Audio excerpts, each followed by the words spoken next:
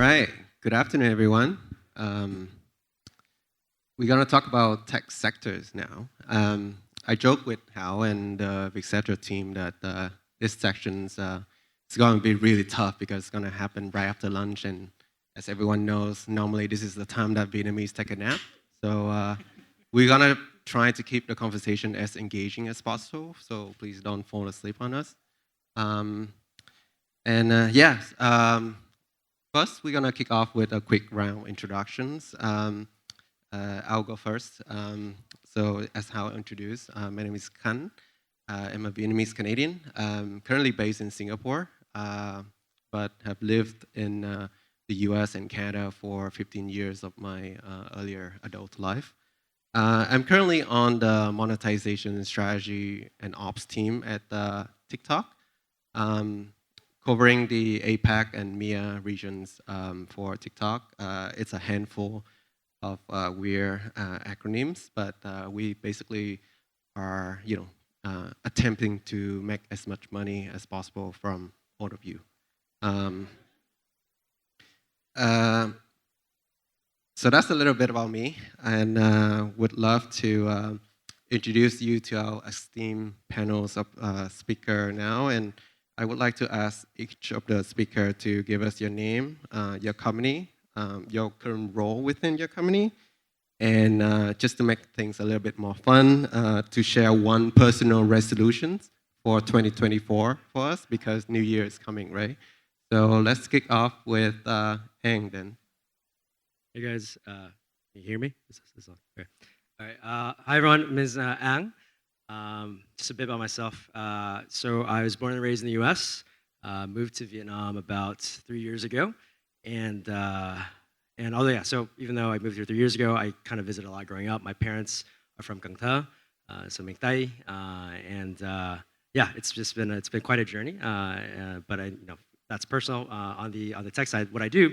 So I'm currently at Masan Group. That's them right there. So I joined less than a year ago, and my role is I'm currently head of AI and data science at the company.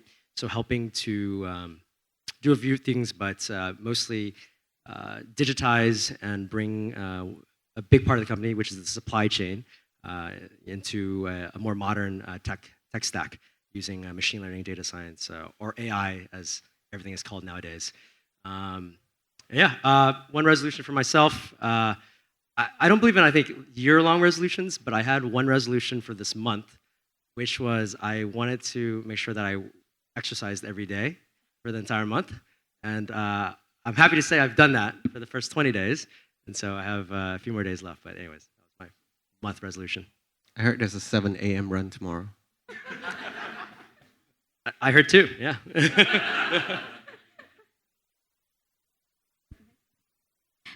Okay, hi everyone, I'm Jessica. So a quick brief. Now I'm working at the country head of Appier, a country head of enterprise solution of Appier. So for those who never heard of, Appier means happier without H. And we are a advertising and marketing technology unicorn based in Taiwan. So we serve around 1,500 clients, including Samsung, LG, and BMW, all that kind of stuff. My background is quite diversified. So I work for local company, I work for MNC, I work in a traditional business, in hospitality, I work in digital marketing company, EdTech and MarTech, and glad to be here. Thank you.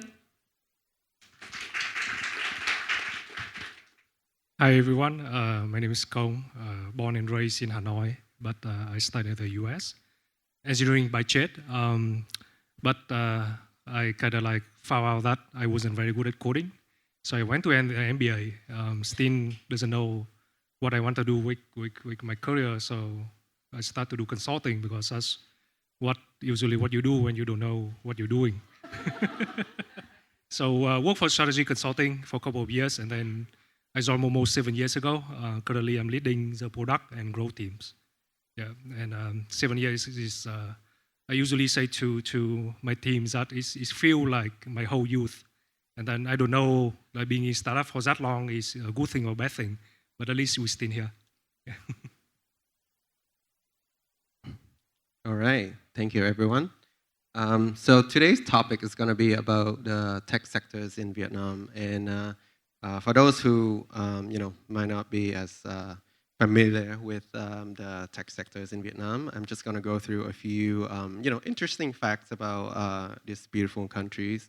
And I took some of these from a very interesting articles on The Economist that just published yesterday. So if you haven't read it, I'll highly recommend to go take a look. I think the title was Why Vietnam is About to Enter Its Golden Age.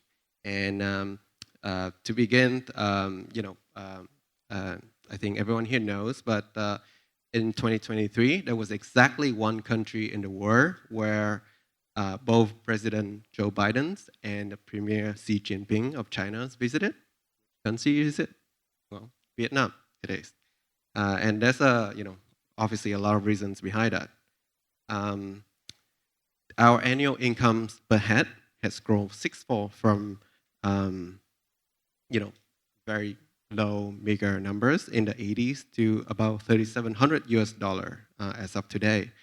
And in case you didn't know, the government has the ambition to turn Vietnam into a rich country by 2045, and I believe we are currently on track on that. Our GDP growth was, a few years ago in 2022 was about 8%. Last year saw a bit of a dip to 4.7% due to a credit crisis, but it's supposed to recover to 5.8% this year, which is among the highest in the developing world this year. In the first 3 quarters of 2023, in terms of FDI inflows, as a share of GDP, Vietnam was actually twice as large as our neighbors of Indonesia, Philippines, and Thailand. And I'm sure many of you have read in the news, but many global companies are moving their manufacturing to Vietnam. For example, Apple's, Hyundai just mentions a huge second manufacturing plant in Vietnam as well. So very, very exciting ahead for the countries in general. So with that, I would like to kick off with our first questions. We're going to cover a few topics today.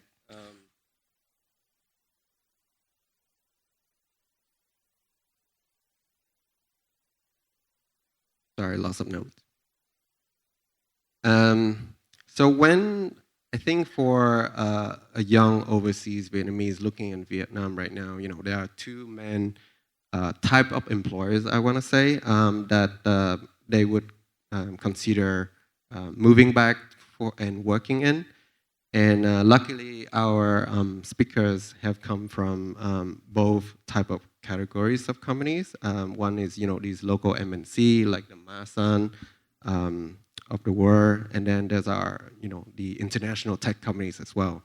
So if you can share with us some of the key advantages and disadvantages of working for local MNC as compared to international tech companies in your particular sectors for the audience as well.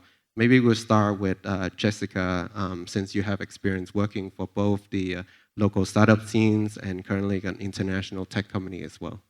Thank you. From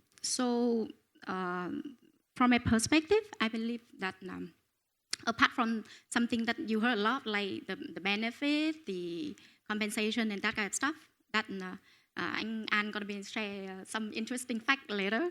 From my point of view, if you, I'm sorry, I'm fresh for you. Because I work as a business side, I'm not a tech guy for sure. From my point of view, the product that you sell is your face. I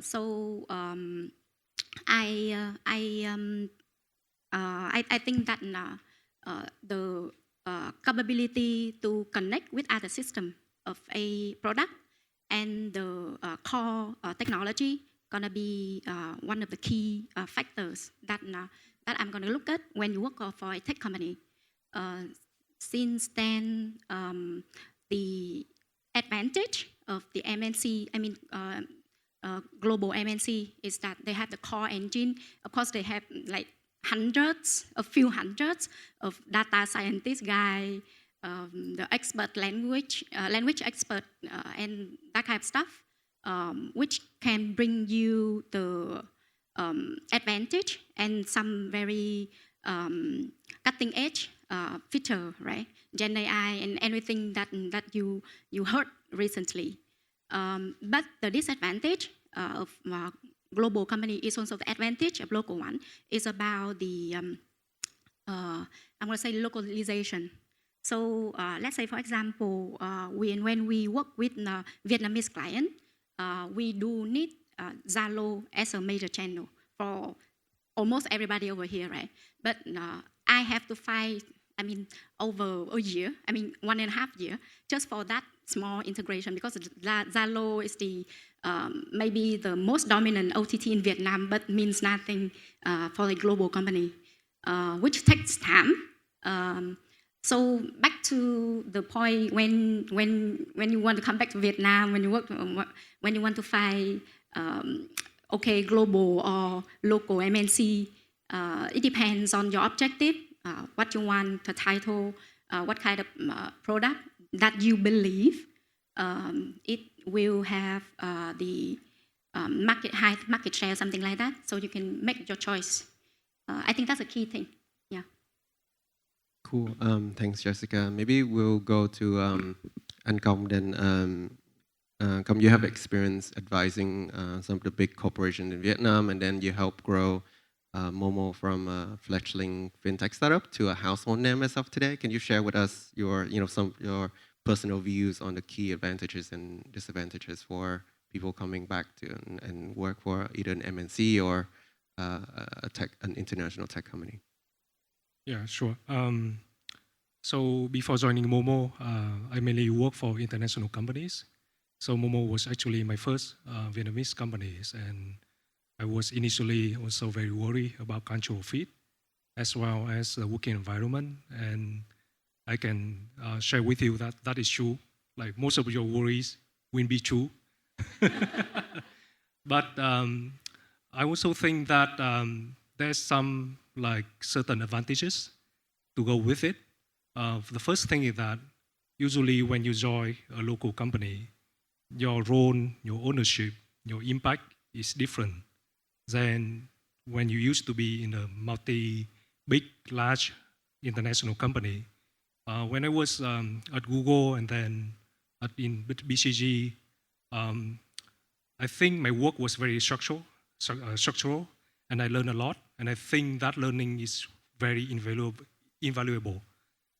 But at the same time, you also feel like your impact is like you feel like you are a cog in a machine. You feel like you have a certain ownership, but in a very certain part of the business. I know some of my friends who are product manager at Google, at Facebook, but they own a very small product, like a very small, but they do that in a very specialized way, go into a very deep way. So in terms of technical capabilities, they are very good. But in terms of the product of the ownership, then they are quite limited. And that's just a fact of being in a big company, so like a huge company, that they have the resource to be able to hire people to do certain role like that. Whereas in a local company, your role will be much more, I think, impactful. You have a lot more freedom to shape your career, because a lot of roles are not as well defined as the role you would have in the international companies. So it will be more like you craft your own role kind of thing. Like you see what must be done, and then you can go either grab it or go ask that, okay, what is my role going to be? So I think there's a two sides to both, and I would say that it's not easy, but it can also be very rewarding. And for me personally, I feel it has been a very rewarding journey. Cool. Then let's go to Anh. You have been leading some of the most important functions at One Mouth and then now at Masan. Could you share with us from an MNC perspective? Yeah, happy to. I think I'll speak from the industry that I'm in, which is data science and ML. I think kind of the core difference that I would think of, or I'll focus on what the benefits of the MNC are versus non. Before, I used to work at Microsoft and at Walmart, and so I think the big difference is that those companies, right, a lot of times you are working on the cutting edge of the AI space in terms of research and the applications that are occurring there. I think one of the things that you'll get from working at an MNC or like at a company like Masan or Vin or Techcombank, you won't get the cutting edge, I think, in terms of like the research of the space itself, but you'll get very high impact to an unmet space. And I think to me, that's something that I recently have been more interested in. And so I think that is a benefit that you won't get at like a large company. It's like echoing on Cong here, right? Is that essentially, right, at Masan you could build, you could be essentially restructuring their entire supply chain system, which will then influence a very large chunk of Vietnam, which then influences potentially the regional area, which is, for me, application as opposed to research. So I think, short answer is that maybe not cutting edge of the AI space, but application to a completely new area that I think in many ways has a higher impact on certain spaces that you care about. And personally for me, I care about Vietnam, and so I think it's a very cool application to be able to influence and to impact. Yeah, so I'd say that's kind of the big difference and big advantage. I mean, the disadvantage is already kind of baked into the answer I just gave. So, yeah. Cool. Yeah, thank you, Ang. Moving on to the second questions, I don't have the stats on how many overseas Vietnamese coming back over the past few years into Vietnam, but according to one of the stats I read, there's like 101,000 expats currently living and working in Vietnam, and the number keep growing by the years. And obviously, we've been through a couple of recent years with tremendous changes within the world in terms of geopolitics, COVID, and whatnot. From your perspective, how has the talent pool and then the recruiting scenes in your particular sectors changed over the past few years? Given some of the status of the landscape that I just mentioned. Maybe we'll start with Ang then. Could you tell us a little bit more about how has the talent pool when it comes to like AI, data science in your field changed over the past few years? Yeah, I think changing is, I think 3 years is not too long, frankly, to see too big of a change, but I can speak about my general experience in terms of the people that I've worked with and have recruited and are trying to recruit. At a high level, I think for kind of data analytics, data science, data engineering, there's a huge, I think there's a big focus now where I think a lot of younger folks are kind of transitioning to the field. And so there's this huge pool, I think, of more junior applicants that are available, and very good junior applicants, like 1 to 3 years of experience. And so, in terms of recruiting, right, even at Masan, we've found really many gems in the rough in terms of like more junior positions. I will say within the kind of middle years of experience and more senior levels of data scientists or ML engineers, it's been a little bit harder to find in terms of locally. And so for that, right, we've kind of gone more regionally. But I would say it's just a matter of time, right? I think just if you have this entire pool of 21, 22-year-olds who are now focusing and investing their careers into AI, 5 years down the road, they're going to be seasoned, they'll be good at what they do, hopefully. And so I think it's just a matter of time. It's kind of, I think right now it's still on the cusp from my own personal experience. You might argue otherwise, but from just what I've seen, that's kind of been the case. I don't think it's changed too much in the last 3 years, but yeah, so I think that's what I've kind of seen in the space. Also, speaking of which, we are looking for senior and lead data scientists. So, if anyone here happens to fit the profile, let me know. Yeah, so just a quick plug. Yeah, you can come find Ang afterwards. And then, Jessica, can you comment for us from like a MarTech perspective? Let me share a little bit about MarTech. From the perspective of global MNC in the country, despite the fact that everybody know last year is tough year for headhunter. We have Robert Wonder guys over here, right? Correct me if I'm wrong. So lay off, cut headcount, no more hiring. Everywhere. But in MarTech, let's say in Appier, we do hire more. So we expand around 20-25% more of the total headcount. And I also see a lot of other MarTech, EdTech company reach out to me. They want to hire. But of course, that market is quite niche. But maybe that is a good news for EdTech and MarTech in general. But again, I think the same situation. If you want to looking for senior level, the demands there, the supply is not there. So in terms of vendor side, we are quite struggling when you want to hire more. Sometimes it takes even a year just to hire one more person. From the perspective of client, actually I myself also see the lack of supply. So when I work with client, a lot of them need a position like something sounds like marketing solution specialist, something like that, just to work with MarTech vendor. Because now you see, you need someone to work with CRM vendor, marketing automation vendor, CDP vendor. So, there's not many person like that in the market.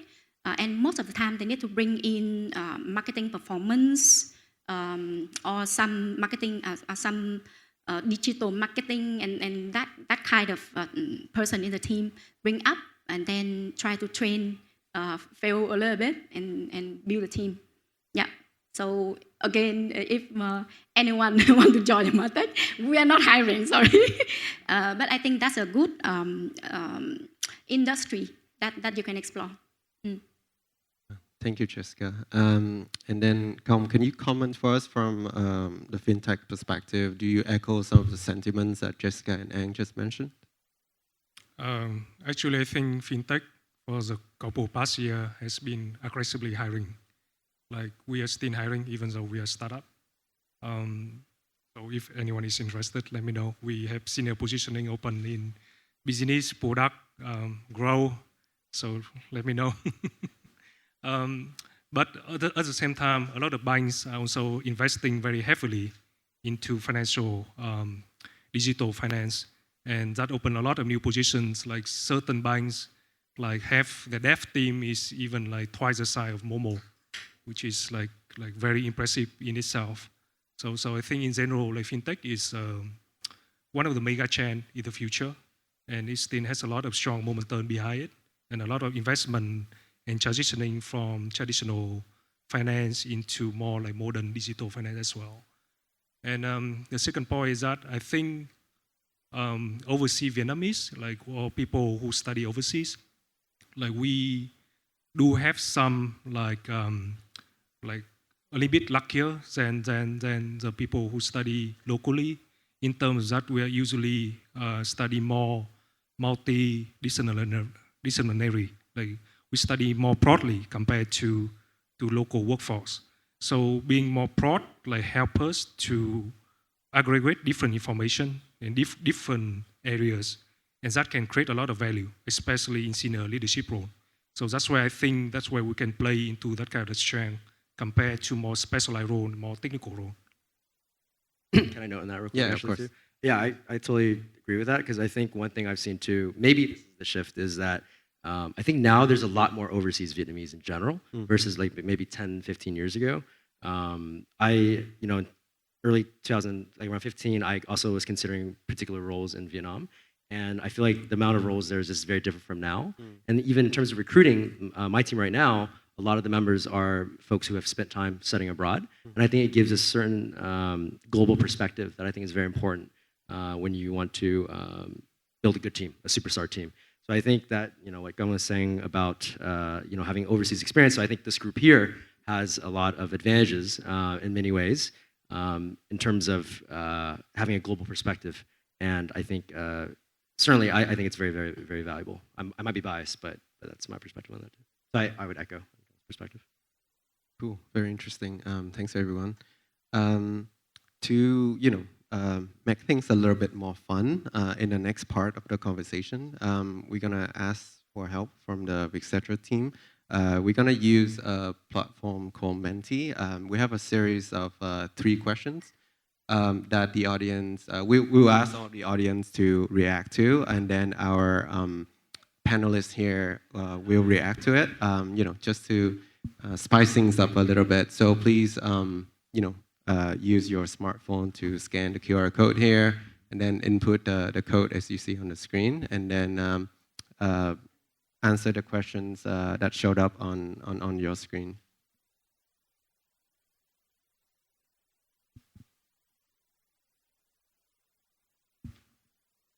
All right, give people like 2 more seconds, and then maybe we'll go to the first questions. The theme of these 3 questions is, there are some misconceptions for people coming back to Vietnam about. So hopefully our panelists here can help us debunk some of those myths for us. Ooh, lots of responses. Yeah, I know, it's pretty. 57 and counting. Oops. 60. All right, let's go to question 1 of 3 then. Our first question is, what's the percentage of women in tech in Vietnam?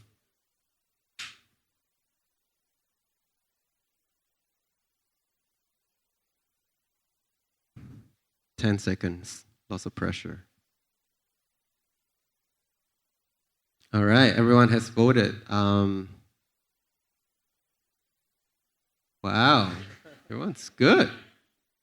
Not many picked 55%.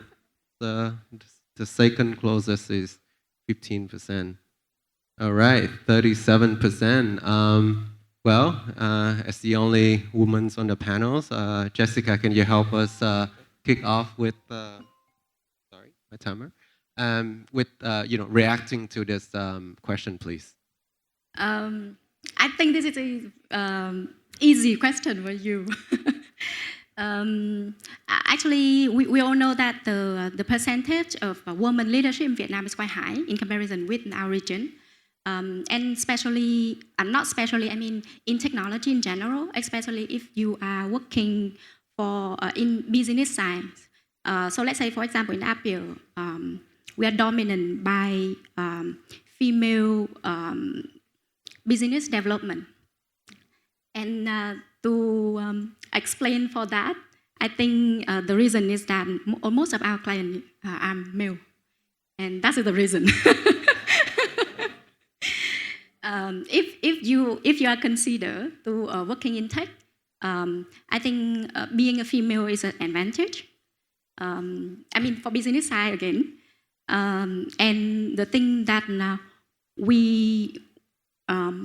the skill that we can try to improve or learn is all about solution solving mindset. That's it. And everything else, I believe that Vietnamese women are amazing. Again. I totally agree. Thank you, Jessica. In the interest of time, let's jump to the second question then. And cool, seems like we have quorums. Let's see the questions. Are tech jobs always high paying? I think there's going to be a lot of interest in this question for sure. Sounds like a trick questions. Oh, wow. I thought there's going to be more that's going to mark it depends. Cool. Maybe, and can you, comment on your view about, this? Why do you think most people pick it depends answer? I mean, I think it's the right answer, right? I think it really depends on so many factors. Depends on the company, the field you're in. Depends on whether you're, right? Because in tech you could have all. So one is like, okay, what type of tech are you in? Are you in fintech? Are you in deep tech? Are you in logistics? What are you in? And one is within tech, like what are you doing? Are you doing business? Are you doing marketing? Are you doing PR? Are you doing data? Are you doing software engineering? Are you doing product, right? And then within that, depends on the level. I think so. It's really hard to answer that, but I think the answer I would give, and I think the more relevant to the folks here, given this is a summit for overseas Vietnamese, is I think the biggest determinant is more of the level in which you come in Vietnam. I would say the seniority, because I think for entry and like for more early junior positions, I think the answer is actually no, relative to global standards.